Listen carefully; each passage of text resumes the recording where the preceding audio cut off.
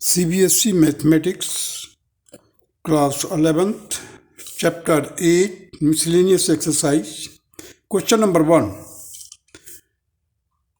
Find A, B and N in the expansion of A plus B raised to power N if the first three terms of the expansion are 729, 7290 and 30,375 respectively. देखिए आपको दिया है कि a plus b raised power n का expansion किया जाता है. उसके first three terms of the expansion are 729, 7290 and 30,375. ये है. हमारे को फाइंड करना क्या, ए, बी और एन. चलिए हम खोलते हैं पहले. A plus b raised to power n को कैसे लिखा जाएगा. A raised to power n, n C 1 A raised to power N minus 1 b, n C 2 a raised to power N minus 2 b and so on, ऐसे बढ़ता चला जाएगा. तब हमारे को फर्स्ट टर्म देखिए. फर्स्ट टर्म क्या है इसमें, a n that is 729 it is given.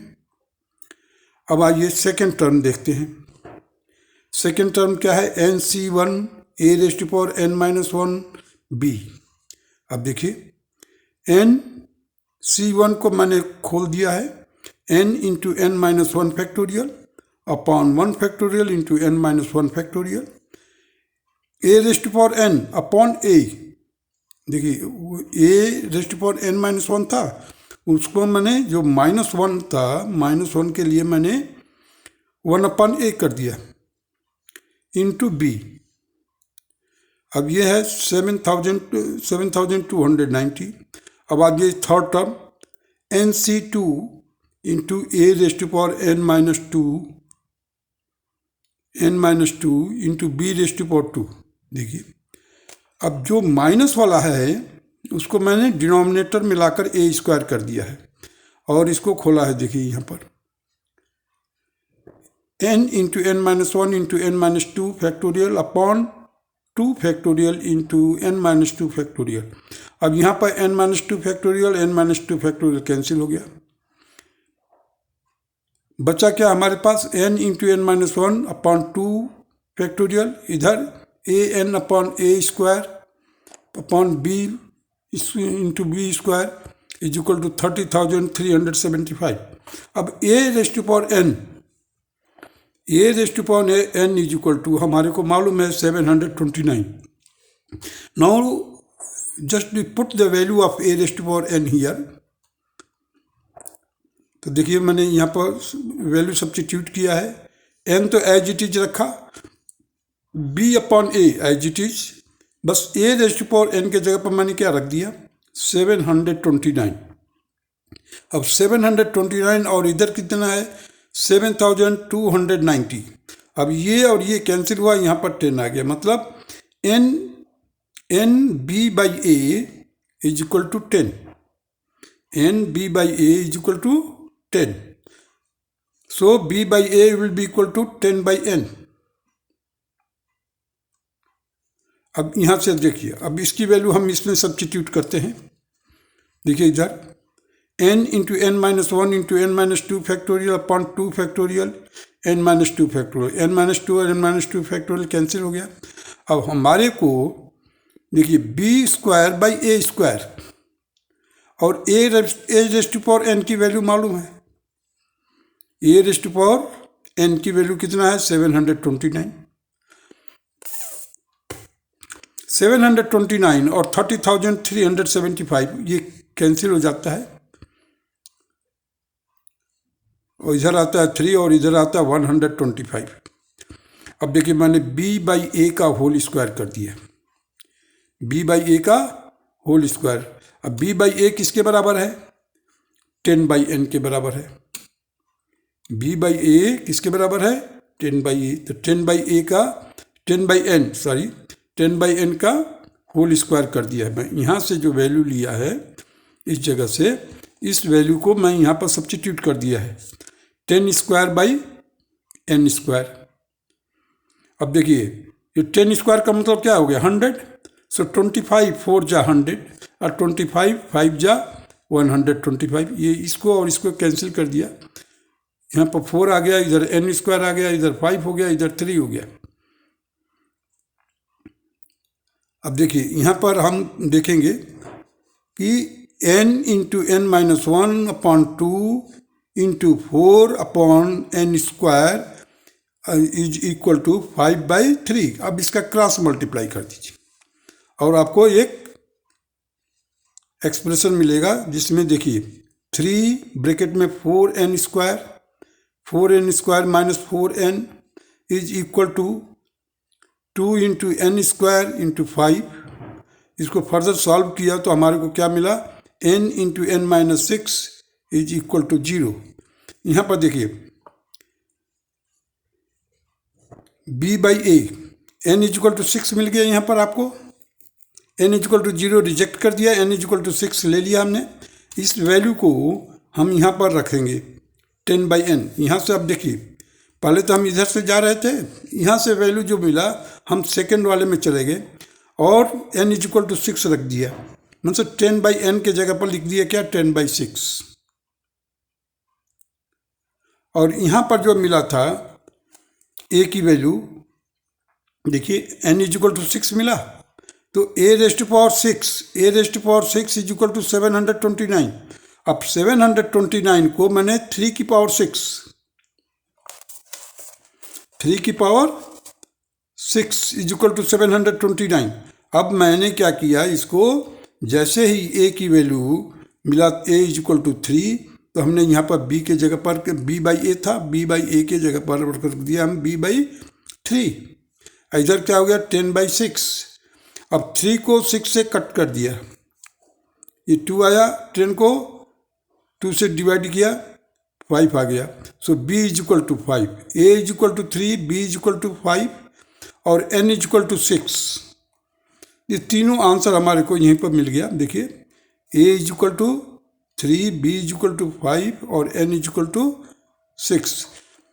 In this way the question number 1 is completed. Now come to the question number 2.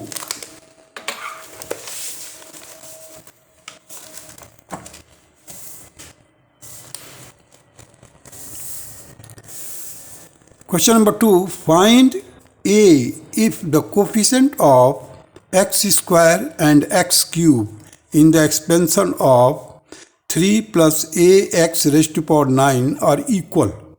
अब क्या बता रहा है, फाइंड a को पता कीजिए if the coefficient of x square and x cube in the expansion of. तो अब हम देखते हैं इनको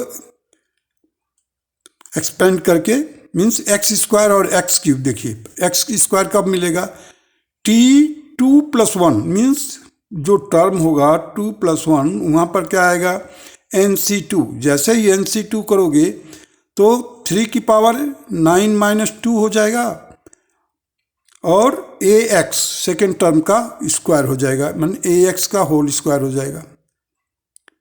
अब यहाँ पर 3 की पावर कितना हो जाएगा 6। इसको सॉल्व किया, यहाँ पर देखिए मैं फर्दर सॉल्व करके दिखाया है। 9c2 इज इक्वल टू 36 और 3 raised to power 7 is equal to 2187। अब इस वैल्यू को हमने यहाँ पर रख दिया 36 into 2187 into a square x square.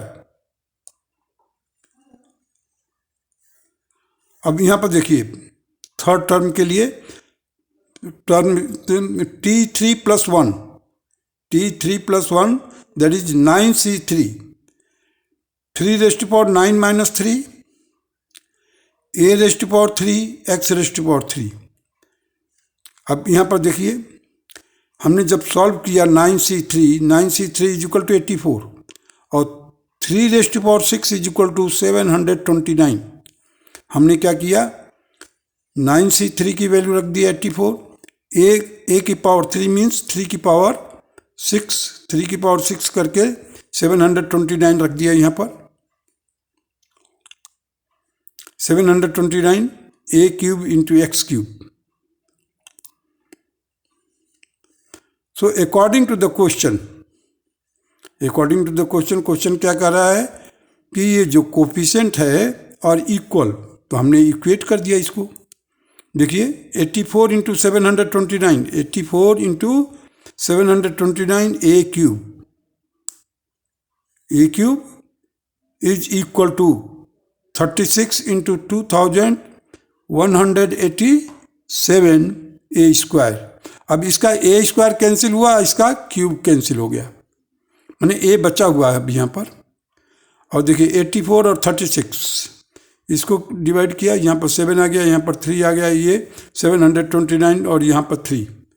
So a is equal to 9/7। This will be the value of a।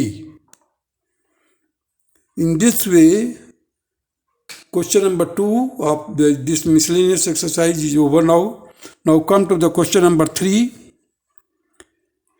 Question number 3. Find the coefficient of x raised to power 5 in the product 1 plus 2x raised to power 6, 1 minus x raised to power 7 using the binomial theorem.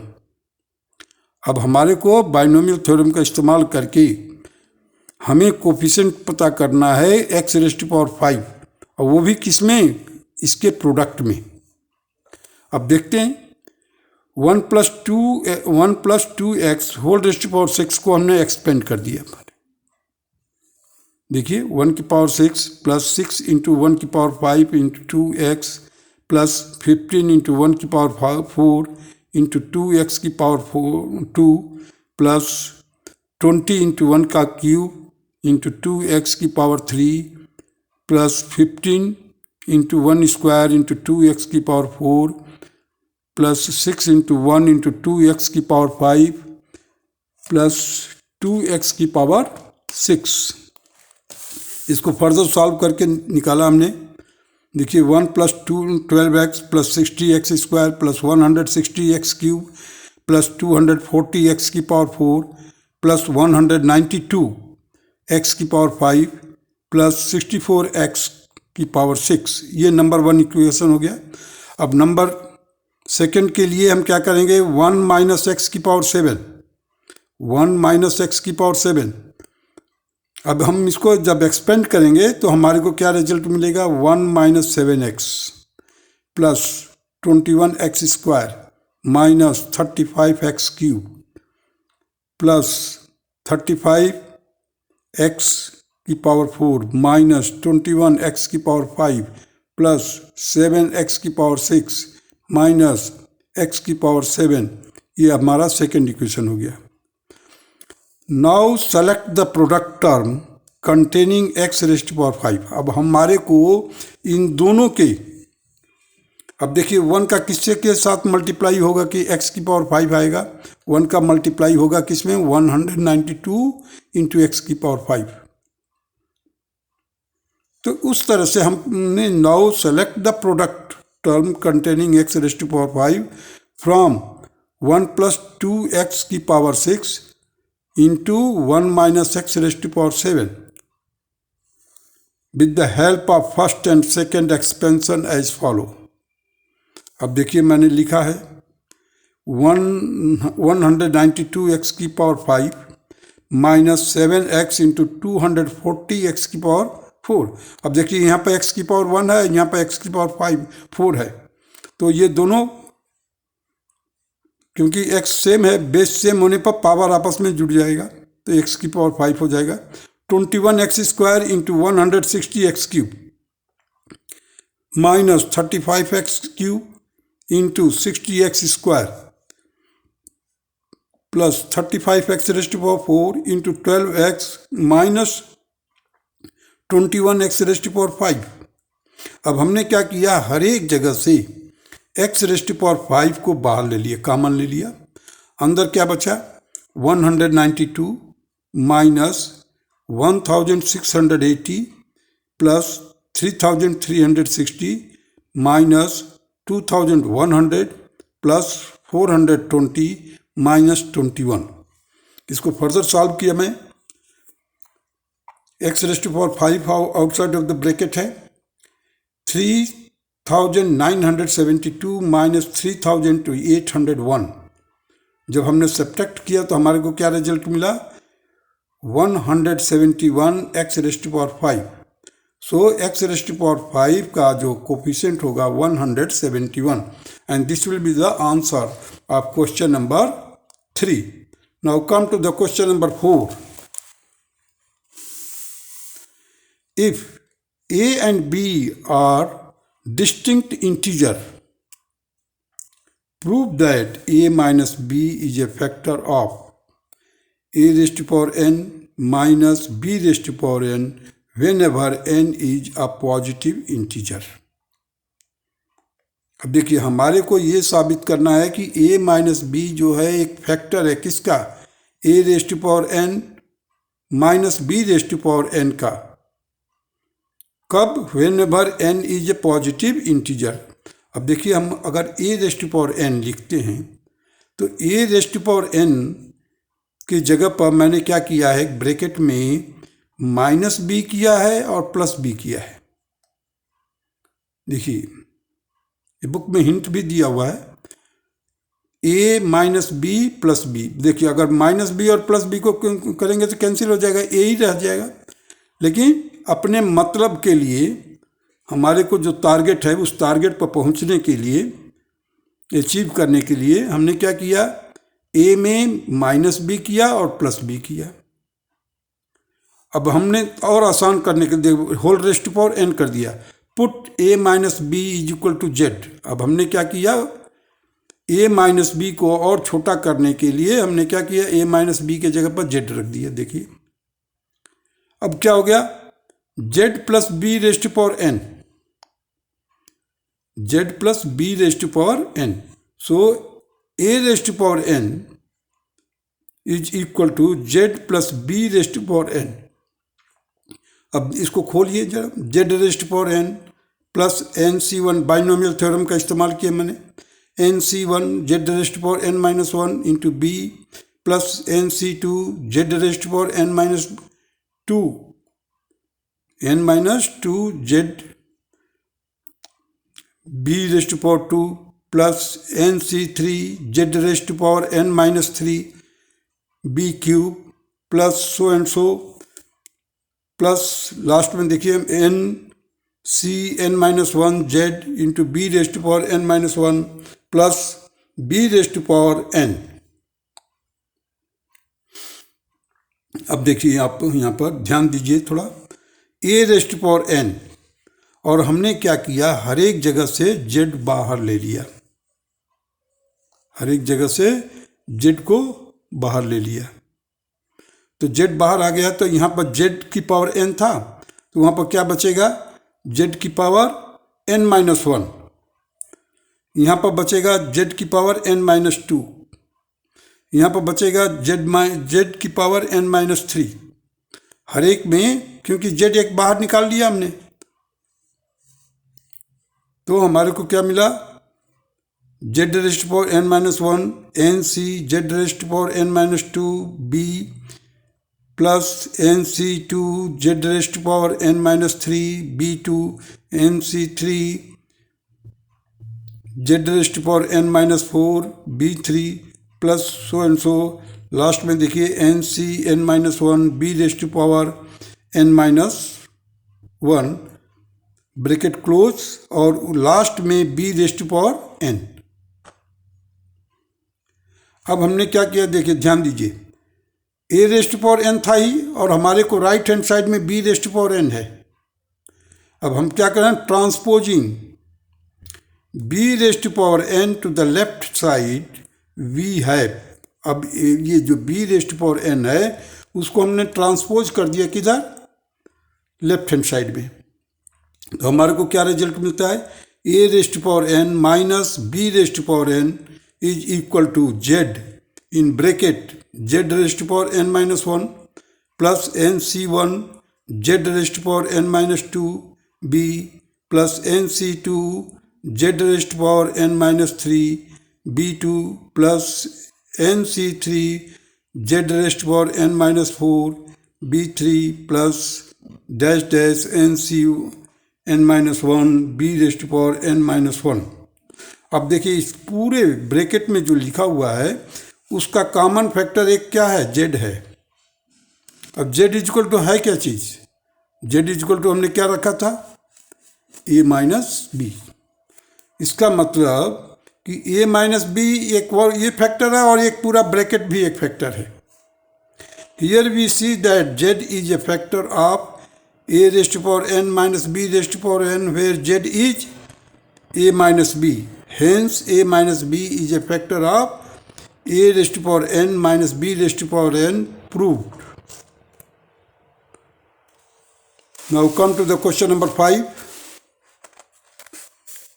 Evaluate root 3 plus root 2 whole raised to power 6 minus root 3 minus root 2 raised to power 6. Say, मान लीजिए let A is equal to root 3 and B is equal to root 2. So A plus B raised to power 6. A plus B raised to power 6 will be equal to A raised to power 6 plus 6 into A raised to power 5B plus 15। आप pascal triangle को भी लेकर के इस्तेमाल कर सकते हैं। जब इसको एक्सपेंड करते हैं तो ये है पास्कल ट्राइंगल। कोफिशिएंट डिसाइड करने के लिए जैसे 6 है, 6 का लिया, यहाँ से हमने इसको सब्स्टिट्यूट कर दिया rather than going in NC, NC3, NC4 like that. So with the help of that you can write it. या अगर आपको जो फार्मूला मैंने बताया था, कौन सा, पावर और कोफिशिएंट से preceding terms, power and coefficient and preceding term के मदद से कोफिशिएंट निकालने का, इस तरह से मैंने एक्सपेंड कर दिया इसको पूरा। फिर A minus b raised to power 6 को एक्सपेंड किया। Now subtracting second from first, इस सेकेंड को फर्स्ट से माइनस करने पर, क्योंकि हमारे को क्या देना है, A plus b raised to power 6 minus A raised to power A minus b raised to power 6। तो हम क्या करेंगे, A plus b raised to power 6 minus A minus b raised to power 6। तो वही लिखा हूँ मैंने, on subtracting second from first we है।